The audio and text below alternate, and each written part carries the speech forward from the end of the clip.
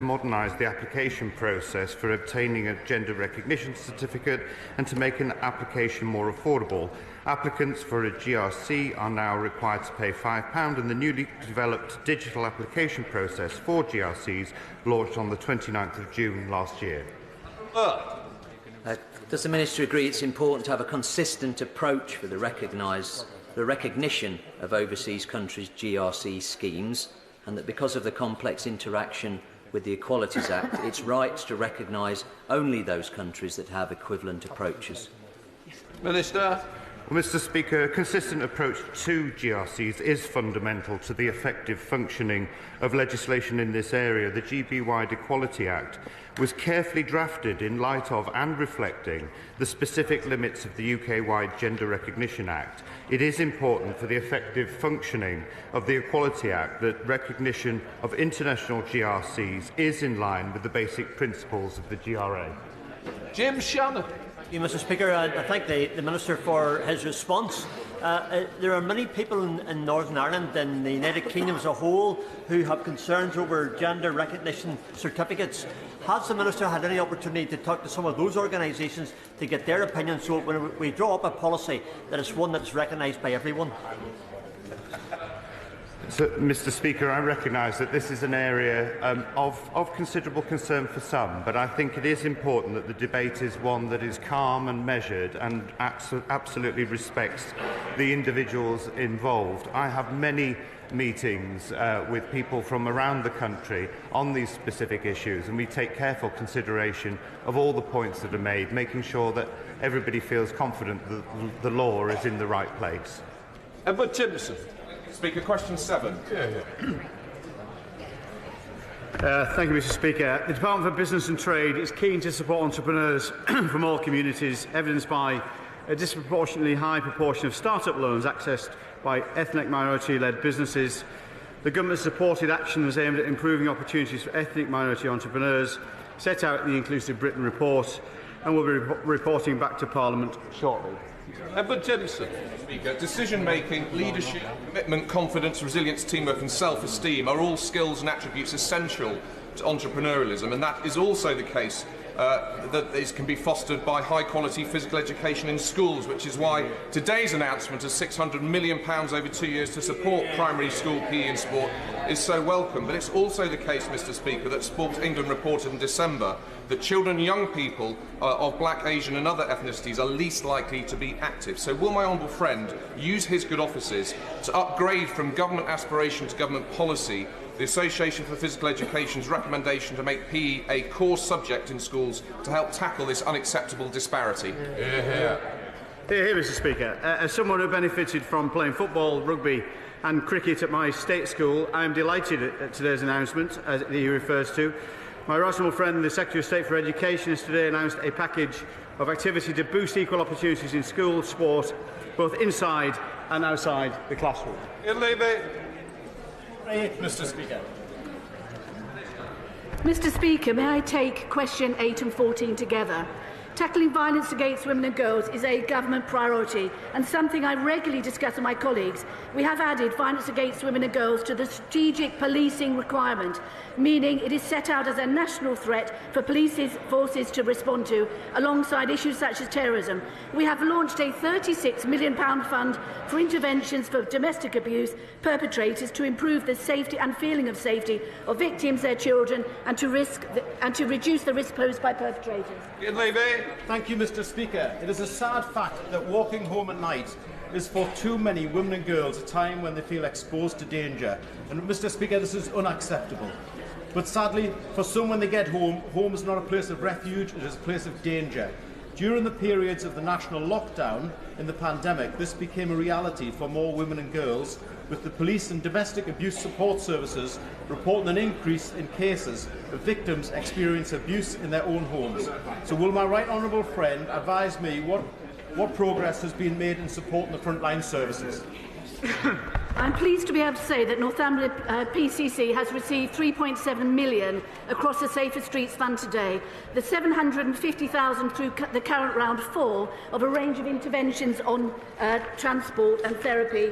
And what I also would like to say is that we have training for NHS to make sure we have an all-systems process to improving this, better training for those that work in healthcare, in education, a whole system approach. This government is committed to assisting.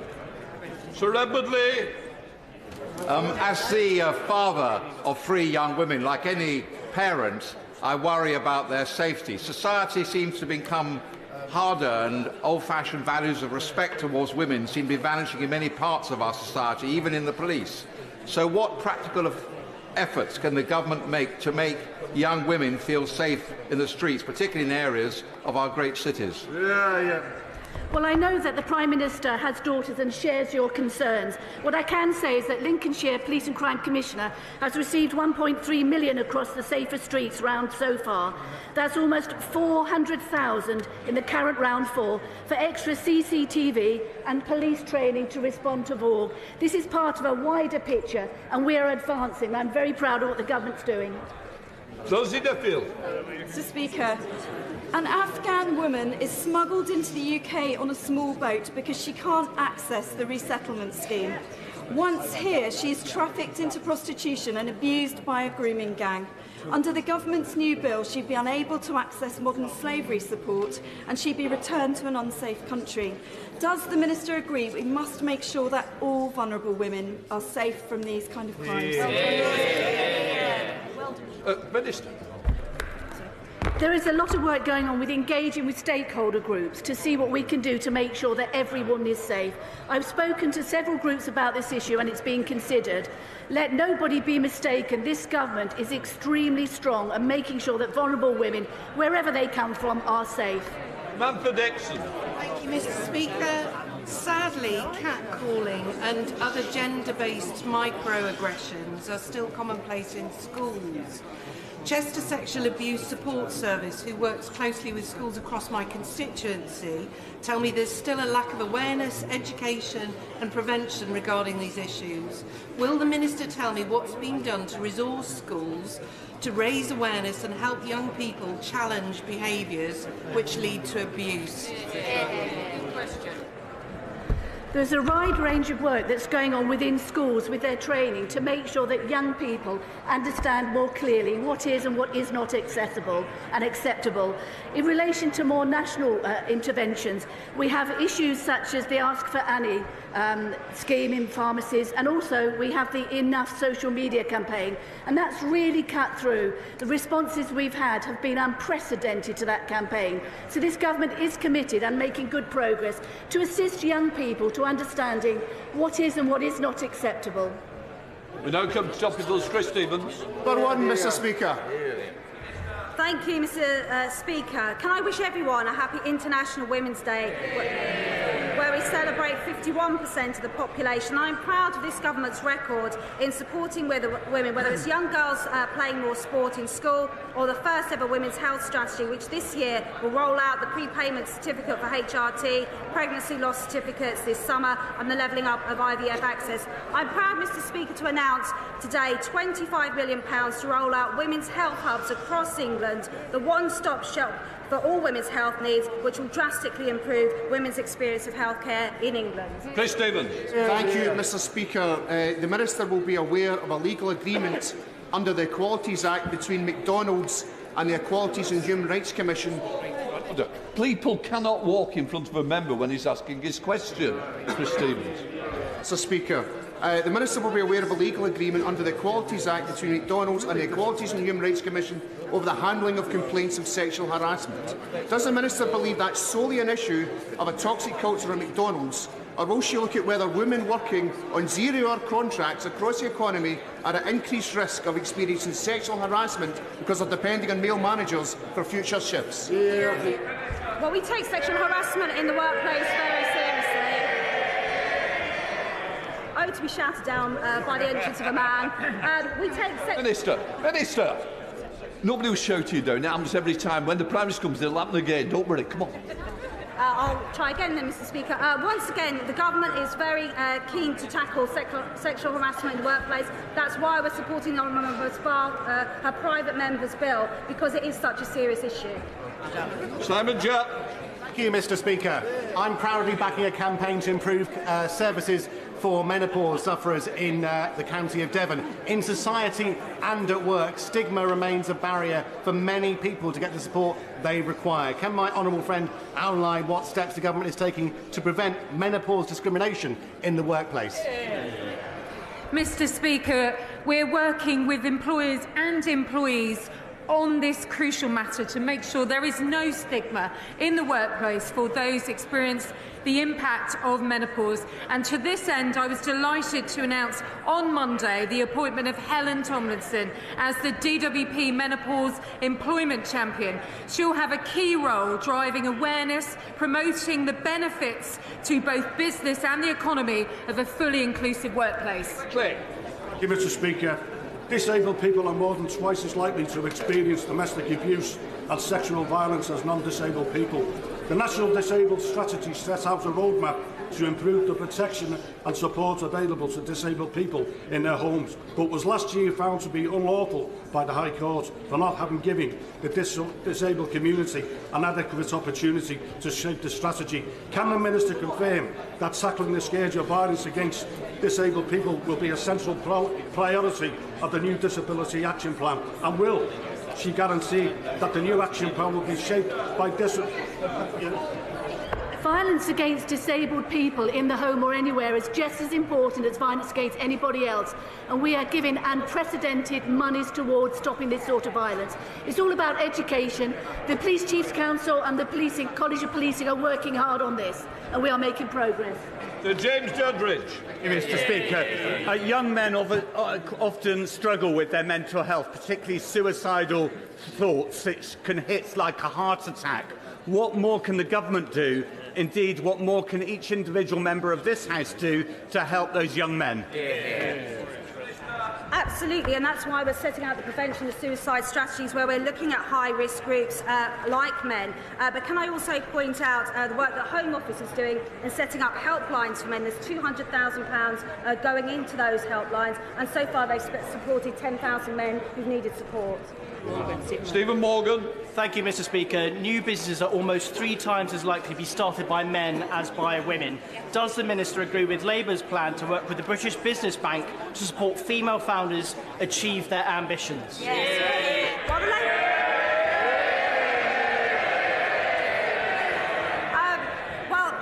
The Labour Party are once again late to the party because the Conservative government are already delivering on this. We've set up the High Growth Task Force, getting more women into setting up their businesses, but high growth businesses, and to end the disparity in venture capital, where for every pound that's given, 89 pence currently goes to men's businesses and only a penny to women.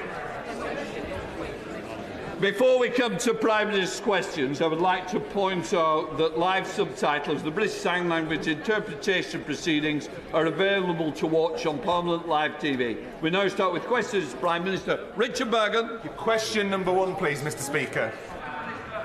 Mr. Speaker, today is International Women's Day. At home, we're taking huge strides to deliver equal opportunities for women, such as mandatory pay gap reporting and the landmark Domestic Abuse Act. And internationally, we have launched today a new Women and Girls strategy, which puts them at the heart of everything that we do. Mr. Speaker, this morning I had meetings with ministerial colleagues and others. In addition to my duties in this House, I shall have further such meetings later today. Richard Burgon. Thank you, Mr. Speaker. Over 100 days ago, the Prime Minister promised to publish his tax returns. He still hasn't. People want transparency in our politics, especially because the Prime Minister is the richest Prime Minister in history and because of the concerns there have been. So why on earth hasn't the Prime Minister published his tax returns yet? When will he do so? And when he does so, will he include his US tax returns? Mr. Speaker, as I previously confirmed, I will publish my tax returns, and that will be done very shortly. Anthony Mangle. Mr. Speaker. On International Women's Day, can I congratulate the Prime Minister on all the work that has been done on the Preventing Sexual Violence in Conflict initiative and ensure that the UK continues to show its global leadership. Mr. Speaker, there are 250,000 people in this country living on park home sites. They are treated as second-class citizens by councils, where they pay council tax. They are treated poorly by managers who own the sites, and they are at a disadvantage to when we roll out our incredibly generous energy schemes. Can the Prime Minister ensure that we can actually give them more support and more help and reform the Homes Act? My honourable friend is right that there is still more work to do to tackle problems with the sector. We are making progress in implementing changes, Mr. Speaker. Park owners' rights are now codified in writing with the site owner, and should those obligations not be met, residents can take site owners to a tribunal. Local authorities also now have powers to take enforcement action, and we will continue to support them to improve protection for park home residents everywhere. We now come to the Leader of the Opposition, Keir Starmer. Thank you, Mr. Speaker. And today, on International Women's Day, we celebrate the successes of women in our society. It's a crying shame that as we do so, we face legislation which drives a coach and horses through our world-leading modern slavery framework, which protects women from exploitation. Mr. Speaker, in the last decade, this government has introduced 5 plans to tackle illegal immigration, 5 utter failures. The problem just gets worse with every new gimmick. The Home Secretary says the public are sick of tough talk and inadequate action. Does he agree with her assessment of this government's record? Well, Mr. Speaker, what the honourable gentleman fails to recognise that there is a global migration problem. We are not alone in facing these challenges, and it is precisely because that across Europe the numbers escalating to the extent they are, we have brought forward new plans, because we are determined, Mr. Speaker, to ensure that this remains a compassionate and generous country, that is done fairly and legally. That's why we will break the criminal gangs, Mr. Speaker. We've announced new agreements with Albania and France, tougher immigration enforcement, and now new legislation that makes it clear that if you come here illegally, you will be detained and swiftly removed. But, Mr. Speaker, what we haven't heard is the honourable gentleman's plan. We know what it is. It's open-door immigration and unlimited asylum. Whilst he may be on the side of the people smugglers, we're on the side of the British people. Mr. Speaker, if he was serious about stopping the boats, he'd actually steal our plan on stopping the boats, smash the gangs, sort out the returns, and clean up the utter mess. Mr. Speaker. I'm going to hear this, and nobody's going to... I wouldn't if I were you. But I think we've heard enough. I want to hear the questions and the answers, and it won't be interrupted. Keir Starmer. Mr. Speaker, nobody on this side of the House wants open borders. On that side, they've lost control of the borders. Now, he's promised the country that this bill will stop all small boat crossings. No ifs, no buts. Sounds like more talk. So, in the interest of adequate action, when will he achieve that? Well, Mr. Speaker, Mr. Speaker, we'll be implementing this plan as soon as we can pass it through Parliament. So I look forward to the honourable gentleman's support. But the reality is, Mr. Speaker, on this issue, the honourable gentleman has been on the wrong side of... Prime Minister, Mr. Stafford, if you don't want to hear him, you can go and have a good cup of tea, nice and strong, I suspect. But I will hear him, Prime Minister. Mr. Speaker, the honourable gentleman has been on the wrong side of this issue his entire career. He described all immigration law as racist. He said it was a mistake to control immigration. And he has never, ever voted for tougher asylum laws. It is clear, Mr. Speaker, while he's in hock to the open border activists, we're on the side of the British people. Mr. Speaker, when I was in charge of prosecutions, I extradited countless rapists, and the conviction rate for people smuggling was twice what it is today. voted against his legislation last time because I said it wouldn't work. Since it became law, the numbers have gone up. He's proved me right. He should be apologising, not gloating. The Prime Minister says they will detain people who aren't eligible to claim asylum here and then return them. Well, they already tried that under the last legislation. Last year, 18,000 people were deemed ineligible to apply for asylum. That's the easy bit, the talk. But as for the action, Prime Minister, how many of them have actually been returned? Mr. Speaker, as a result of the plans we brought forward, we have almost doubled the number of people returned this year. But he talked about laws. He talked about. I think the front bench needs to be a little quieter because I want to hear, and I don't need you joining in. Our constituents want to hear the importance of Prime Minister's questions, both the questions and the answers. Show our constituents the respect they're due. Come on, Prime Minister.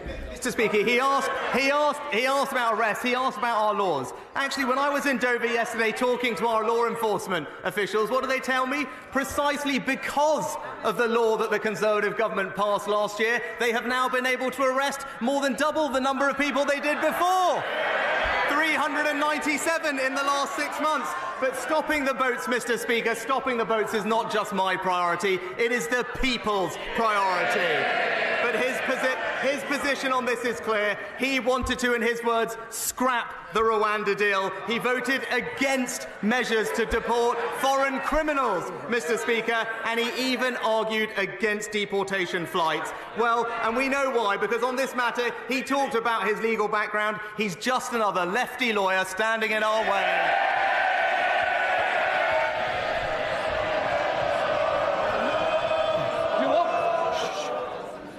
We'll continue. When you keep shouting, it prolongs, and some of you are trying to catch my eye. When you're disappointed, I don't want any complaints. Let's get through these questions so we might get some backbenching. Mr. Speaker, all that nonsense because he doesn't want to answer the question. Because he knows what the answer is. The number is 21. I thought he was a man of detail. 21 people out of the 18,000. And what happens to the rest? They sit in hotels and digs for months on end at the taxpayers' expense. Last year, he promised to end the hotel farce. That's the talk. But because of his mess, there are thousands of people who can't claim asylum and can't be returned. So where does he actually think they're going to end up? Mr. Speaker, he talks about the pressure on our asylum system. Right? We've actually got a clear plan to stop people coming here in the first place. Mr. Speaker, Labour have absolutely no plan on this issue because they simply don't want to tackle the problem. We introduced tougher sentences for people smugglers. They opposed it. We signed a deal with Rwanda. They opposed it. We are deporting foreign offenders as we speak. They oppose it. Hold on. I'm going to say to the member from Hull, save that good voice for the rugby match. You might be able to join Mr Stafford over that strong cup of tea, Prime Minister. Mr. Speaker, in fact, he opposed every single step of what we've done to try and stop this problem. In fact, his only contribution to this debate, well, we know what it is. In his own words, what did he say? We will defend free movement. That's the Labour Party for you, Mr. Speaker. Mr. Speaker, he stood there last year saying exactly the same thing. We said it wouldn't work. They passed the law. The numbers went up. Absolutely deluded. He can't say where they'll return people because they spent £140 million on Rwanda and it doesn't work. They can't say how they'll return people because this bill doesn't come with a single new return agreement. And they can't say when they'll fix the mess because it's more talk, more gimmicks, more promises to be broken. Now, a few months ago, I put to him that of the people who arrived on small boats, only 4% had been processed. He stood there and said, that's unacceptable. What's the number now? Mr. Speaker, As a result of what we've done, there are now 6,000 fewer people in the caseload of asylum backlog. We're hiring more caseworkers. We're increasing their productivity. And again, he's mistaken when it comes to returns, Mr. Speaker, because we do have returns agreements with India, with Pakistan, with Serbia, with Nigeria, and crucially, now with Albania, where we are returning hundreds of people, Mr. Speaker. But look, our position on this is clear. If you arrive here illegally, you will not be able to claim asylum here. You will not be able to access the modern slavery system, and you will not be able to make spurious human rights claims. That is the right thing to do. But he's going on and on about process, hiding behind process, because he doesn't want to confront the substance. We are the party of fairness, and he represents the party of free movement. I thought he was supposed to be the man of detail. He's gone to all that lengths to avoid the detail. He knows the answer to the question. Less than 1% of those arrived by boats have been processed. He shakes his head. It's the government's own statistic. On his watch, processing of those boat cases has gone from unacceptable, in his words, to almost non-existent. And doesn't that tell you everything you need to know? After 13 years, small boat crossings higher than ever, claims unprocessed, the taxpayer paying for hotel rooms, criminal gangs running all the way laughing to the bank, and an asylum system utterly broken on his watch. This is their 5th Prime Minister, their 6th immigration plan, their 7th Home Secretary, and after all this time, all they offer is the same old gimmicks and empty promises. Now, I don't agree with the Home Secretary on very much, but when she says that the Tories are all talk and no action, she's spot on, isn't she? Mr. Speaker. Prime Minister. Mr. Speaker, illegal immigration enforcement up. The amount of people processing claims up. The backlog is down. The number of returns agreements is up. Hundreds of people returned to Albania, and now new laws to detain and deter illegal migrants. It's clear what we stand for, Mr. Speaker. We're doing what's right. We are acting with compassion. We are acting with fairness, and we are acting to respect the laws and borders of our country. We are delivering what we said, and it's crystal clear here listening to this, Mr. Speaker, that it's going to be the Conservatives and only the Conservatives that stop the boats.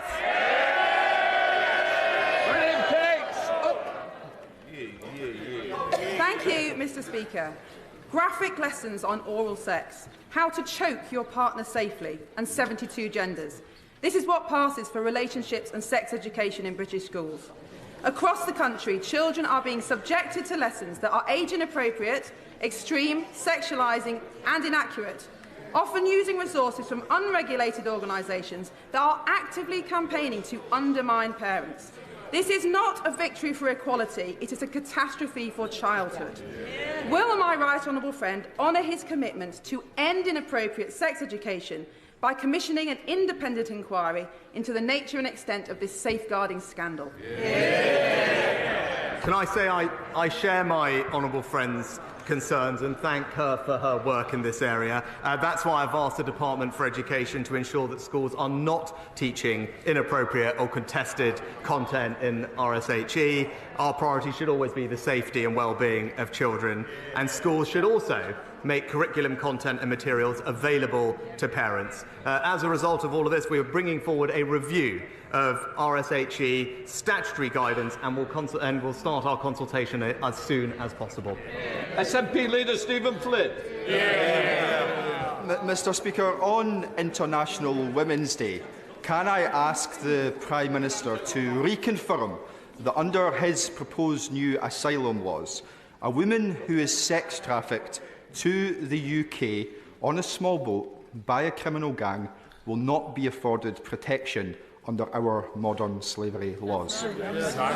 Mr. Speaker, it's precisely because we want to target our compassion and our resources on the world's most vulnerable people that we must get a grip of this system and break.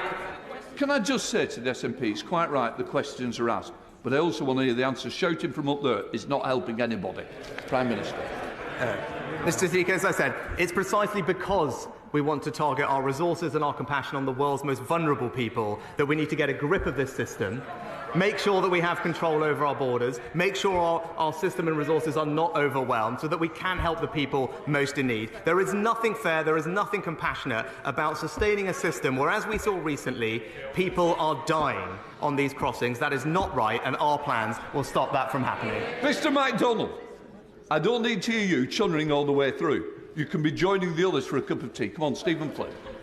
Mr Speaker, I'll take that as a yes from the Prime Minister, that women who are the victims of sex trafficking will not be protected under our modern slavery laws. What a complete and utter disgrace, Mr Speaker. But whilst it may shock, it shouldn't necessarily surprise, because this is the Tory government that in recent months has spoken of invasions. Just yesterday, this was the Tory government that said that 100 million people could be coming to these shores. And this is the Tory government that this morning said that number could in fact be billions. Complete and utter nonsense. So may I ask the Prime Minister, from whom are his government taking inspiration? Nigel Farage or Enoch Powell? Mr Speaker. And what a load of nonsense, Mr Speaker. What a load of nonsense. No, in fact, the figure of 100 million, it doesn't come from the government. It comes from the United Nations, Mr Speaker.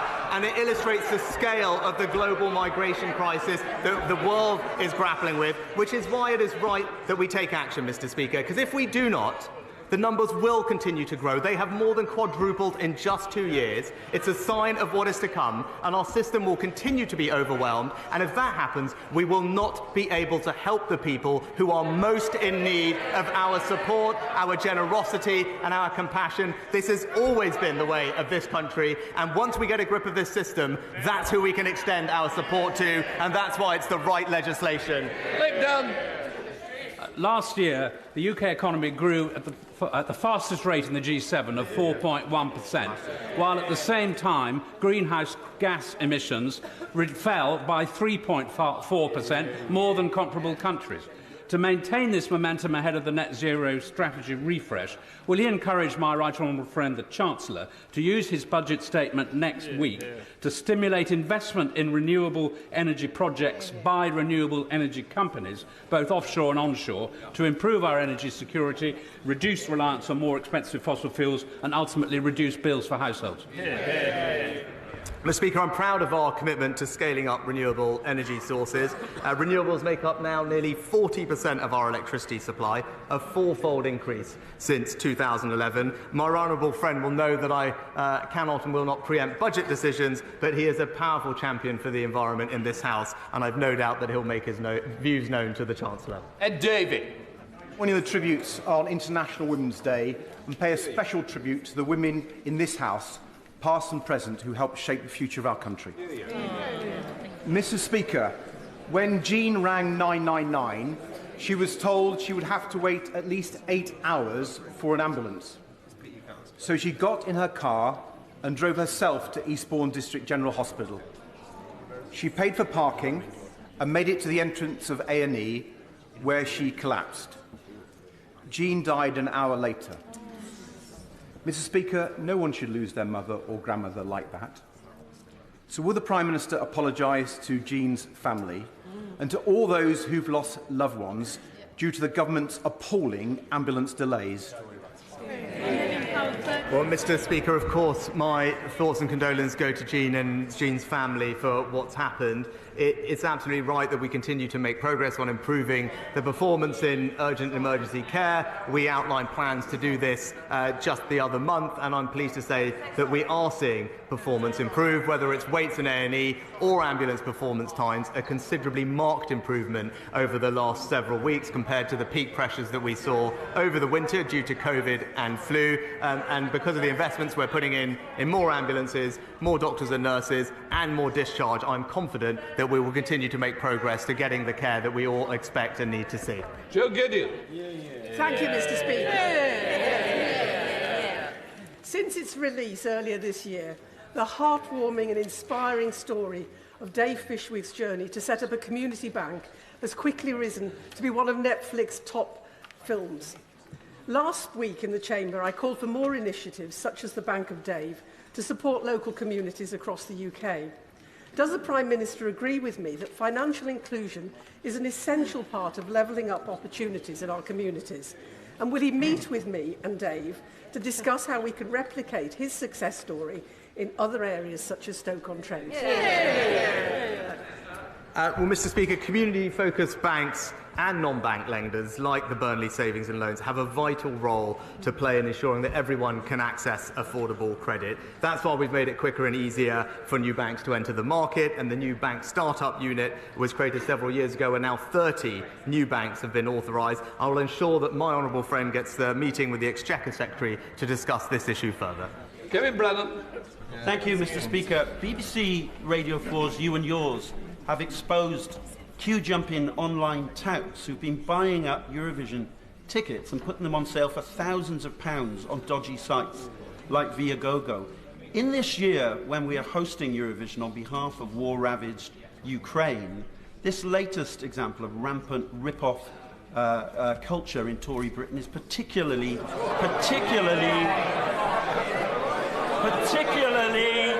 despicable.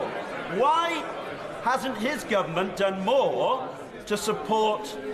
Why hasn't his government done more to support genuine fans over the rip-off merchants, the spivs, and the ticket touts? Well, Mr. Speaker, actually, we will continue. We have put in place measures to combat ticket touting. I'm happy to look at the documentary that he mentioned and make sure that we're doing everything we can do, and I'll talk to the Home Secretary about it. But more generally, it is a source of enormous pride for us to host Eurovision. I know it's something that everyone is looking forward to, and we should ensure that there is the broadest possible access to seeing that, and we'll do everything we can to make sure that that happens. David Davis. Mr. Speaker, in the aftermath of 9/11, the British government signed an extradition treaty with the United States with the intention of covering terrorism and violent crime. Since it came into force in 2003, the US has extradited 83 people to the UK. We've sent 225 to America, and 3/4 of those have been for non-violent and largely white-collar alleged crimes. There's a fundamental unfairness at the heart of our extradition treaty, and it was shown by the fact that Anna Sakoulas refused to come to face trial for the killing of Harry Dunn. The unfair treaty is compounded by an American system which coerces British citizens and gives them an unfair trial. In the last 2 decades, the American policy has been rather like an international commercial policy. Correcting this is important. Will the Prime Minister look at this treaty with a view to correcting this parity of justice? Well, Mr. Speaker, I thank my right honourable friend for his question. Obviously, it's in our national interest to have effective extradition relationships, and under the treaty we have with the US, we've secured the extradition and subsequent conviction of terrorists, murderers, rapists and child sex offenders. I'm happy to meet with him to discuss this issue further. As he knows, the US has refused, I think, 1 UK extradition, and the US has refused 1 UK extradition request, and the UK has refused 27. But I know that he has concerns, and I'd be happy to meet him to discuss this further. Thank you, Mr. Speaker. There's a stark correlation between areas off the gas grid and those with the highest rates of fuel poverty. It's worse in Scotland, ironically, in those areas closest to the national gas reserves in the North Sea, but also in urban deprived areas where multi-storey flats are deprived of the ability of having natural gas. Being off the gas grid means that you're dependent on currently unregulated fuels such as heating oil that have risen far faster than electricity and gas, or being dependent upon old and inefficient and very costly all-electric systems. Will the Prime Minister end this by ensuring that all fuels are regulated, and also by ensuring that these households that are all-electric are able to get the alternative fuel payment? Mr. Speaker, as someone who represents a rural constituency with many people off gas grid, I appreciate the concern the honourable gentleman raises, but that's why that's always been uppermost in the government's mind as we've designed and implemented our support for people with energy bills, notably doing that based on electricity meters rather than gas, but also putting in place the alternative fuel support payment of £200, and we're making sure that that gets to everyone who needs it. Richard Bacon. Mr. Speaker, the adjustments to the dental contract last November were a very welcome step, but there is more work to do. Will the Prime Minister therefore keep this area under the very closest review to ensure that constituents such as mine in South Norfolk and those of other honourable members get the best possible dental care? Well, Mr. Speaker, my honourable friend raises an excellent point, and I can tell him that we are continuing to invest in NHS dentistry, £3 billion a year, but we've also enabled practices to do 10% more activity on top of their contracts and remove the barriers so that hygienists and other therapists can continue to work to their full skill set. The number of NHS dentists has increased by about 500 over last year, and we'll continue to work with the sector to see what more we can do. Rosie Duffield. Thank you. Thank you, Mr. Speaker.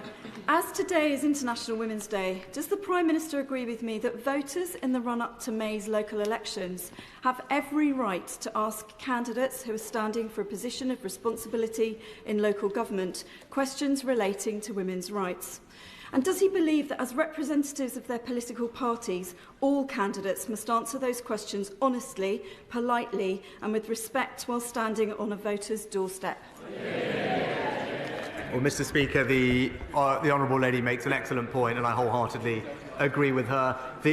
These are important questions. Voters deserve to have clear and straightforward answers to them, and I hope that she can continue to put her campaign forward. She'll have my full support, and I hope in the local elections we can debate these issues in the way that they should be.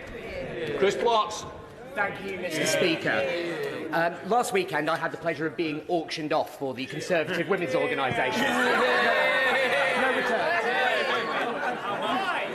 On this International Women's Day, will my right honourable friend join me in paying tribute to the excellent work the CWO do to get more women, Conservative women into politics, and paying tribute to all the remarkable women who support us in the work we do, especially because she's in the gallery, my mum.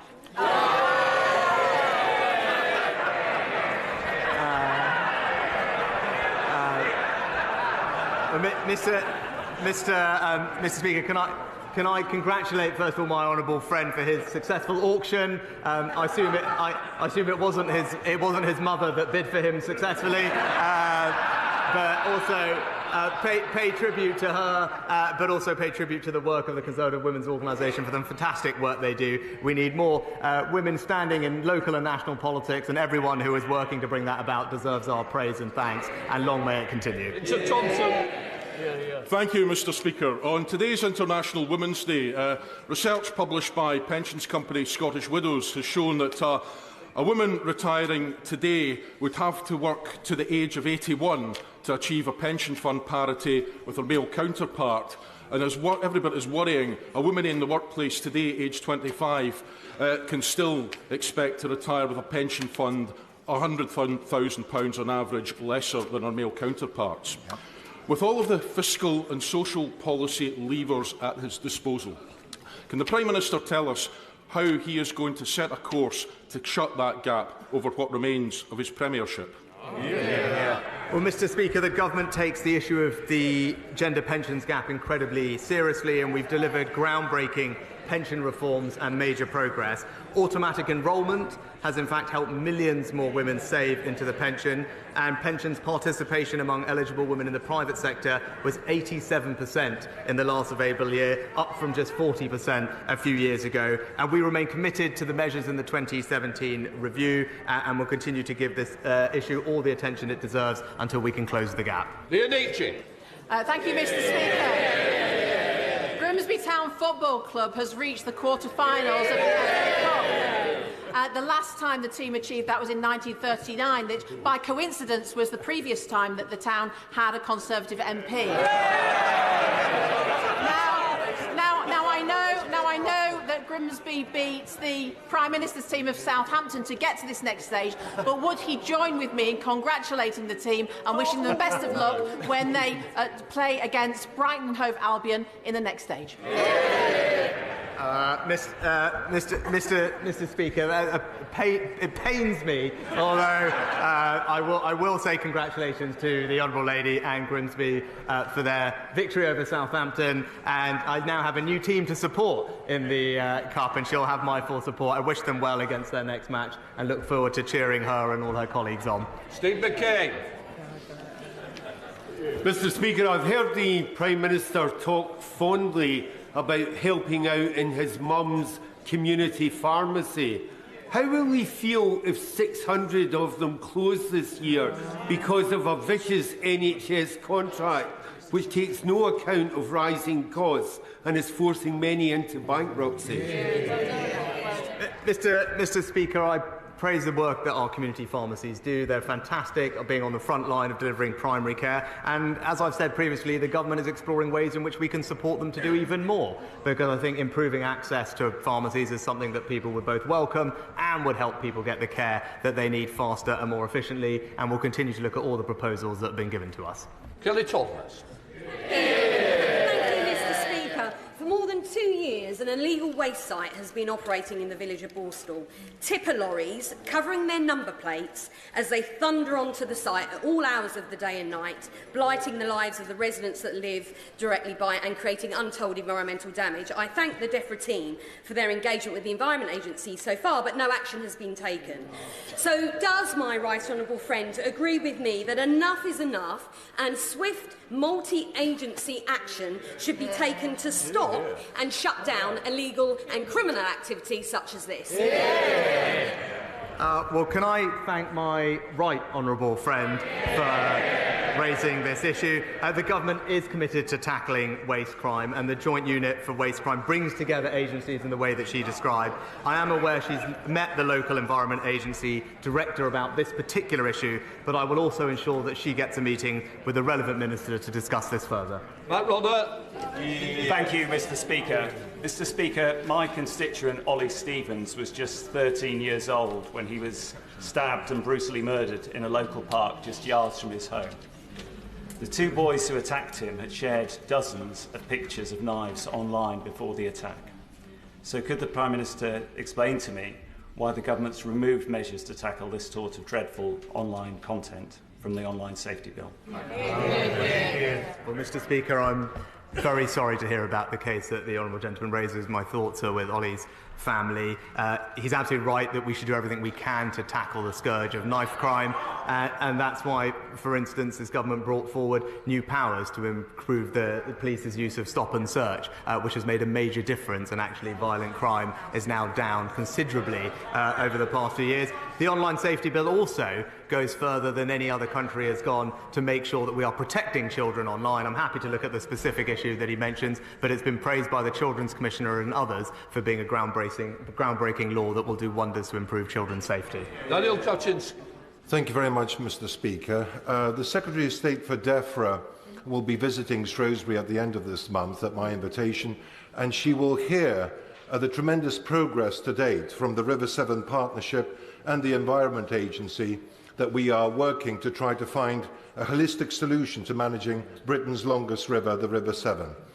We are now experiencing flooding in Shrewsbury on an annual basis, with tremendous economic damage as a result. Will he take an interest, please, and secure additional funding for DEFRA so that we can finally tame these rivers and protect our communities from annual flooding? This is an issue that my honourable friend has raised before, and he's right to do so. The government has doubled double investment in flood defences over this Parliament to £5.2 billion. I know the DEFRA Secretary will have her visit, we'll talk to him and his communities, and I look forward to hearing back from her after that. Gerald Jones. Thank you, Mr Speaker. Between 1997 and 2010, Labour governments across the UK lifted 800,000 children out of poverty. Yet, since 2010, the Conservatives have driven 500,000 children into poverty, with child poverty next year predicted to reach levels not seen since the 1990s. There is not enough parliamentary time this year for the Prime Minister to say sorry to each child damaged by their policies. But could the Prime Minister start today by saying sorry for all the children that he failed during this time? Well, Mr Speaker, the exact stats are since 2010 there are 1.2 million fewer people in poverty than there were, and that's because of the actions that this Conservative government has been putting in place, like raising the national living wage, which, by the way, Mr Speaker, the best way to ensure that children especially do not grow up in poverty is to ensure that they are not growing up in a workless household. And as a result of the actions of this government in getting people into work, there are now several thousand fewer workless households than in 2010. Natalie Alford. It was a great pleasure to welcome the Prime Minister to Dover to talk about the work he's undertaking on the pull factors to tackle illegal immigration. The Prime Minister has a meeting upcoming with President Macron this week. Could I ask him to see what more can be done to deal with the push factors of illegal migration around small boats, particularly pushing those boats across French beaches and pushing those boats from French beaches into the French Sea? Mr. Speaker, as I've said before, there is no single lever that will solve this problem, which is right that we work on all the different things that will make a difference, including close cooperation with the French. That's why I was pleased at the end of last year the Home Secretary and I announced the largest ever small boats deal with France, 40% increase in patrols, greater cooperation, and we look forward to strengthening that cooperation and furthering that discussion this Friday. Imran Hussain. Mr. Speaker, let us be absolutely clear in this chamber. Under this government's new dystopian, far-right, appeasing, anti-refugee bill, those who were trafficked to the UK would still face deportation. Can the Prime Minister therefore clear up whether Sir Mo Farah, who last year bravely revealed that he was trafficked to the UK as a child, would have been removed under this bill? Mr. Speaker, it's precisely because that we do want to help the world's most vulnerable people that we've got to stop our system being exploited and overwhelmed by illegal migrants who are being trafficked here by criminal gangs. There is nothing compassionate, there is nothing fair about supporting that system continuing, and that's why our new laws are the right way to deal with this, and I hope that he can see that and support them.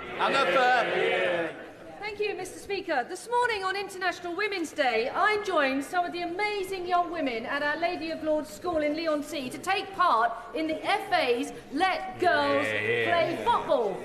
Does my right honourable friend agree that sport, and football in particular, is a brilliant way to empower young women? And would he visit Southend and celebrate some of our aspiring lionesses? Well, Mr. Speaker, my honourable friend makes an excellent point. I wholeheartedly agree with her. Hopefully I can come and visit her. She's right about the power of sport to both engage young women but also to inspire others. I'm looking forward to seeing the Lionesses later today, and the government is pleased to announce today more funding and more support for sport in schools, which I hope she will warmly welcome. Final question, Tahir Ali.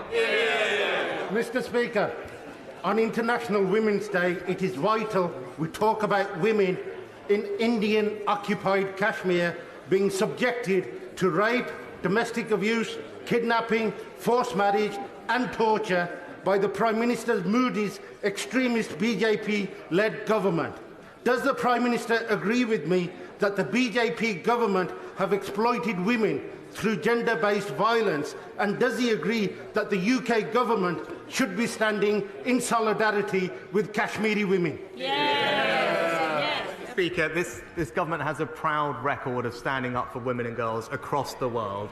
We have led the way in preventing sexual violence in conflict, and we're taking a lead on ensuring tens of millions of girls receive the high-quality education that they deserve in some of the poorest parts of the world. And just today, we have announced a new women and girls strategy from the Foreign Office and back that up with £200 million more to support women's health around the world, and that continues our leadership on this issue, which will remain the case.